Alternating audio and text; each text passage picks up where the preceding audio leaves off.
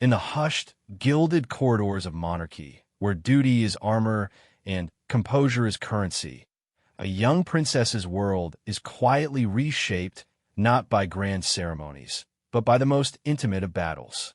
This is the story not of royals on a balcony, but of a mother and daughter, a story where courage is measured in quiet smiles through fatigue, where love is seen in the careful drape of a scarf, and where a future queen learns her most profound lesson not from state paper, but from the unwavering grace of her parents' fight.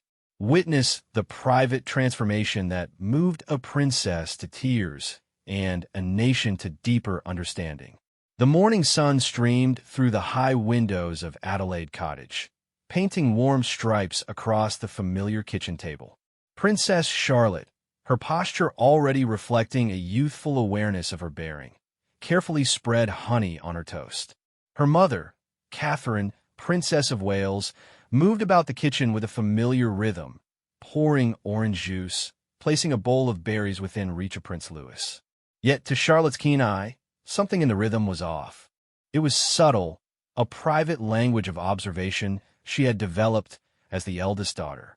It was in the way her mother paused for a fraction of a second before lifting the juice carton, as if mentally calculating its weight.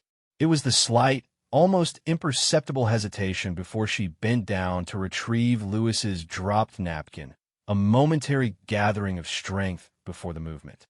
Catherine's smile was as warm as ever, her attention to the children's chatter genuine. But Charlotte, now at an age where perception deepens beyond the surface of things, noticed the finer details. She saw the faint, lavender shadows beneath her mother's eyes, carefully softened but not entirely concealed by a touch of concealer.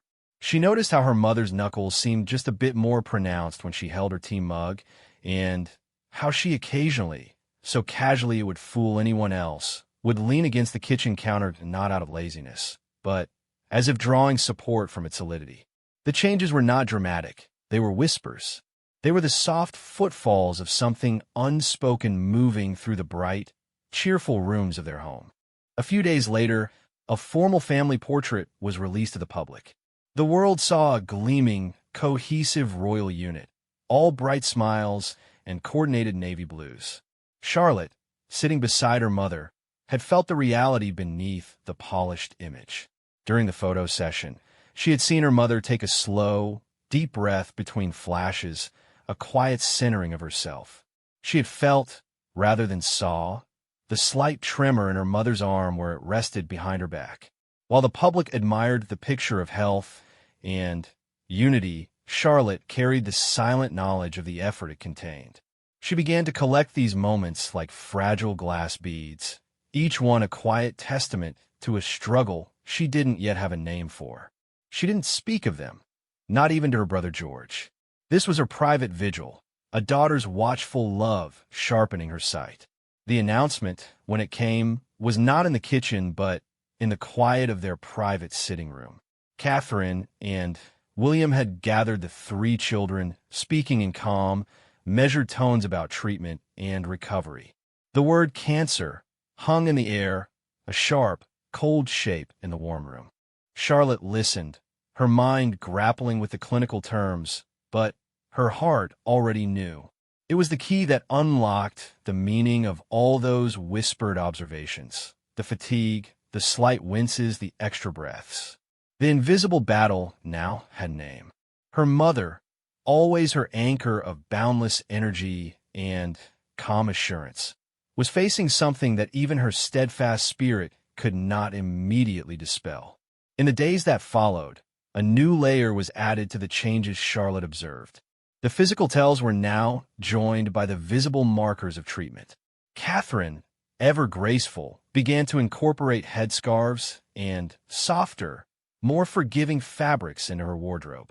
The vibrant, blow-dried hair that Charlotte was used to seeing was sometimes replaced by elegant turbans or simple, cozy beanies. One afternoon, Charlotte wandered into her mother's dressing room. Catherine was sitting at her vanity, her back to the door. In the mirror's reflection, Charlotte saw her mother looking thoughtfully at a collection of headscarves laid out before her. There was no sadness on her face, only a quiet contemplation, a pragmatic decision-making about this new aspect of her day. She picked up a soft silk scarf in a pale dove gray, running her fingers over the material. Then, with a practice that spoke of recent habit, she began to fold and tie it. Charlotte watched, hidden by the doorframe, as her mother transformed the simple act of dressing into an act of gentle defiance. It wasn't about hiding. It was about adapting with dignity. When Catherine turned and saw her, her eyes crinkled into a smile. "This one feels nice, doesn't it?" she said, as if discussing the weather. Charlotte simply nodded, her throat tight. The change was visible, undeniable, but wrapped in such profound normality that it etched itself even deeper into Charlotte's heart. Life, with its relentless forward march, did not pause. There were still school runs, homework assignments, and the familiar chaos of family life. Catherine, determined to maintain stability for her children, immersed herself in this ordinary magic. She attended football matches, applauding from the sidelines, a blanket often across her lap despite the mild weather. Charlotte, watching from the pitch, saw how her mother would now conserve her energy, speaking softly to aides, her smile sometimes taking a beat longer to reach her eyes after a long afternoon. The changes were woven into the fabric of their normalcy. Catherine's once boundless reservoir of physical playfulness with Louis was now channeled into storytelling on the sofa, her arm around him, her voice animated. She traded long, brisk walks with the dogs for shorter, slower strolls, where the objective was not distance, but companionship and fresh air. Charlotte began to instinctively adjust her own pace to match, walking a little slower, pointing out a bird or a flower to give a natural reason to pause. A planned weekend in Norfolk at the family's country home offered change of scene. The bracing sea air and the wild, open skies seemed to lift Catherine's spirits. One crisp morning, she decided to join the children on a walk to the beach. She wore a sturdy pair of boots, a warm cashmere hat pulled over her head, and a thick coat. The walk, which they would once have completed with vigorous speed, was now a meandering journey. Catherine stopped frequently, not just to rest, but to truly look at the frost on the bracken, the way the light cut through the pine trees. George and Louis raced ahead, but Charlotte stayed back, matching her mother's step. At one point, Catherine placed a hand on Charlotte's shoulder for balance on an uneven path. The weight was light, but the gesture of leaning, of needing that small support, was new. They didn't speak of it. They just stood for a moment, looking out at the gray-green sea, sharing the quiet and the unspoken understanding. It was during these times that Charlotte saw the most significant change of all. Not the physical adjustments, but the deliberate, conscious appreciation for a single, slow moment. Her mother's courage was not just in enduring treatment, but in finding profound beauty in a slowed-down life. Back in London, the public duties, carefully curated, resumed. Catherine made a few select appearances. The world watched, analyzing her every look. For Charlotte, watching from home or seeing the photographs later, these events were layered with a private context. She saw the magnificent, hopeful green of the Catherine's dress at a cancer hospice opening, a symbol of renewal. But she also saw the careful tailoring of the outfit, designed for comfort and ease. She saw the radiant smile directed at a patient, but she also knew her mother would have rested for hours before and after to muster the strength for that connection. The princess was bearing witness to a double life, the private warrior conserving energy and the public figure radiating hope. It was a masterclass in strength, but it was also a heartbreaking lesson in the cost of that strength. Charlotte found herself studying history books and old documentaries about royal women with a new focus.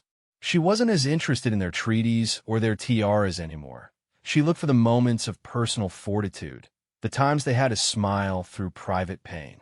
She was building a reference library for resilience, seeking templates for how to carry an invisible weight with visible grace. Then came a small, private moment that shifted something fundamental within Charlotte. It was an evening at home. Catherine, tired from a day that included a hospital visit, was resting on the large sofa in the sitting room. A documentary was playing quietly on the television. Charlotte came in to say goodnight. In the soft blue light of the screen, she saw her mother asleep. The carefully applied makeup was gone, the public face completely at rest. And, in that unguarded state, the visible changes of her treatment were starkly clear. Her features, always fine, seemed more delicate. The lines of fatigue were deep and honest. But on her face was also an expression of profound peace.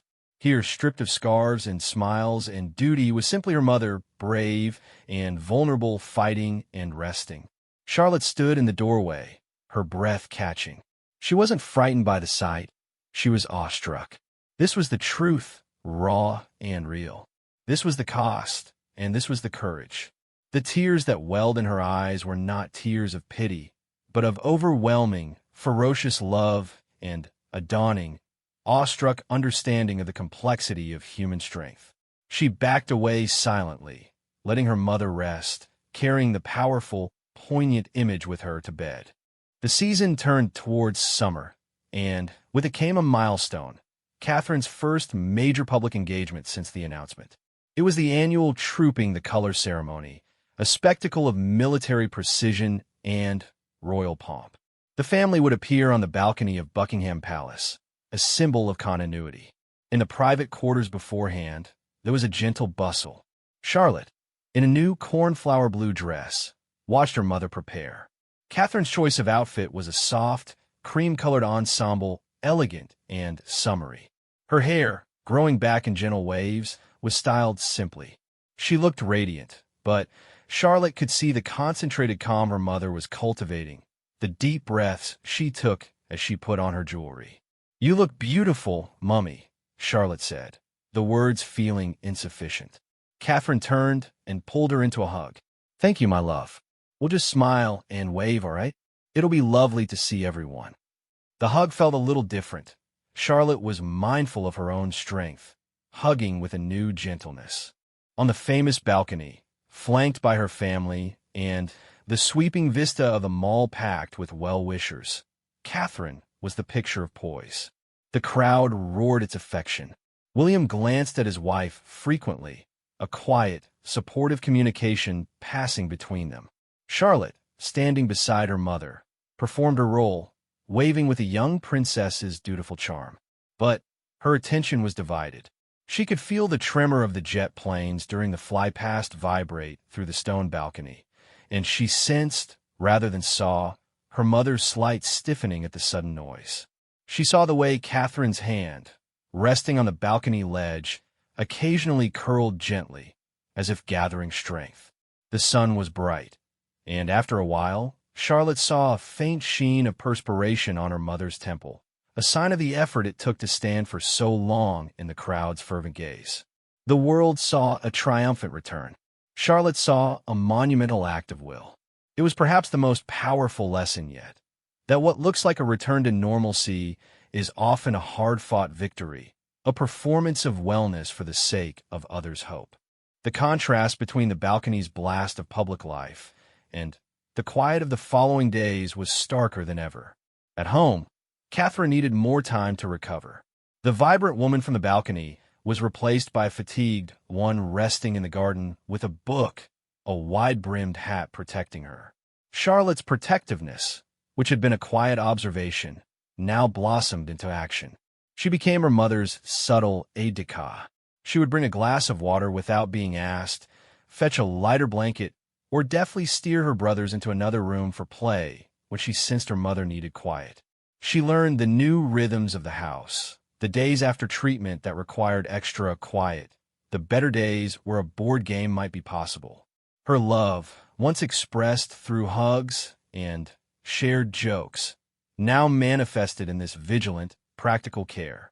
She was growing up, not just in years, but in emotional capacity, her heart stretching to hold both a child's love and a protector's instinct. One rainy Tuesday afternoon, this new role presented itself in a poignant way. Catherine was going through some of the children's old art projects, a task she enjoyed. She pulled out a large, colorful painting Charlotte had made years before, a family portrait with a giant, smiling sun. As she lifted it, a slight wave of dizziness from the chemotherapy made her stumble back a step, the painting slipping from her grasp. Charlotte, across the room, was at her side in an instant, a steadying hand on her arm. "I've got it," Charlotte said softly, retrieving the painting. She helped her mother sit down. Catherine's eyes were closed for a second, frustration and vulnerability flashing across her face. "I'm all right, darling. Just a bit clumsy." But Charlotte saw the sheen of tears that her mother quickly blinked away. It wasn't the pain or the fatigue that had upset her. It was the momentary loss of control, the physical reminder of her vulnerability in front of her daughter. Charlotte didn't offer empty reassurance. Instead, she sat beside her, leaning her head against her mother's shoulder, looking at the childish painting. "I used too much blue on George's face," Charlotte said, pointing. A weak, grateful laugh escaped Catherine, and she wrapped her arm around Charlotte, pulling her close. In that moment, the roles blurred and then settled into something new and deeper. Charlotte was not the child needing care, nor was she fully the carer. They were two allies, sharing a quiet fortification against the storm. This incident unlocked a new level of conversation. Later that week, Catherine began to talk a little more openly with Charlotte, not about medical details, but about feelings. She spoke about the strangeness of the treatment, the frustration of a body that wouldn't always cooperate, but also about the kindness of nurses and the letters from other patients that gave her strength. Charlotte listened, her world expanding to hold these adult complexities. She started to ask careful questions, not out of morbid curiosity, but from a desire to understand her mother's landscape. "Does it feel very lonely?" she asked one evening. Catherine thought for a moment. "Sometimes, but then I think of you and your brothers and Papa, and I feel all of you with me, cheering me on. That's the best medicine." Charlotte stored these conversations like precious stones, each one a piece of the mosaic of her mother's bravery. The visible changes, the weight loss, the changing hair, the occasional paleness, were no longer just frightening signs of illness. They were now also the battle scars of a campaign discussed in hushed, trusting tones between a mother and her daughter. They were becoming part of a shared story. The summer holidays provided a sanctuary.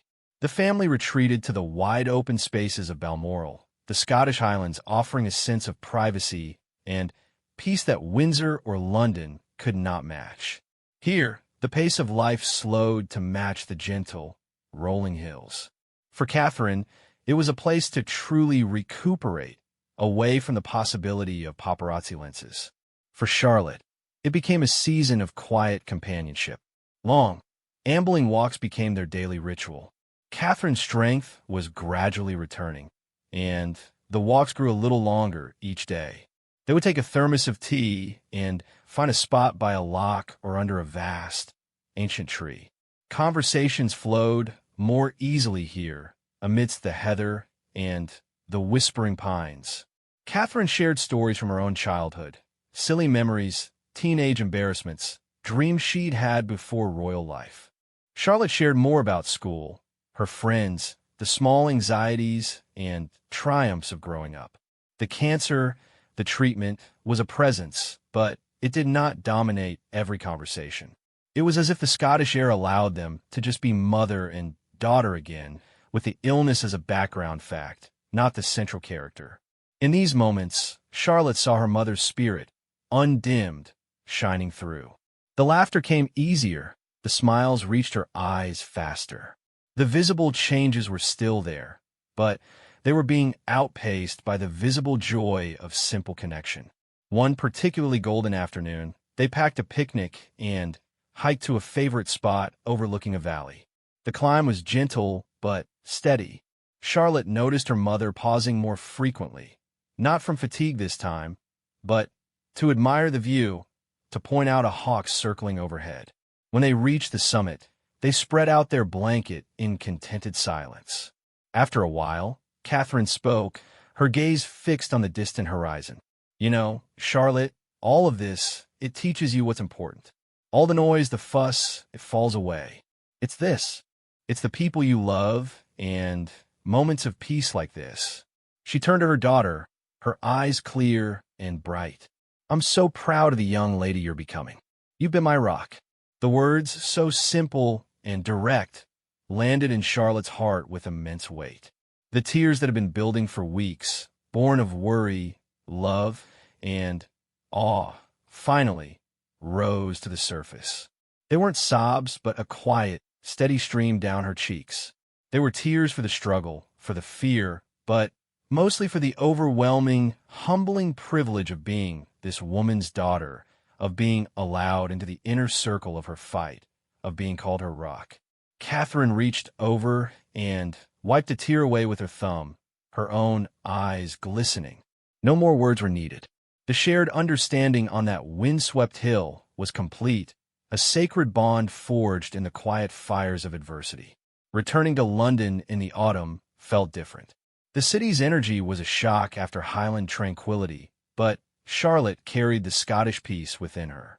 She also carried a new resolve.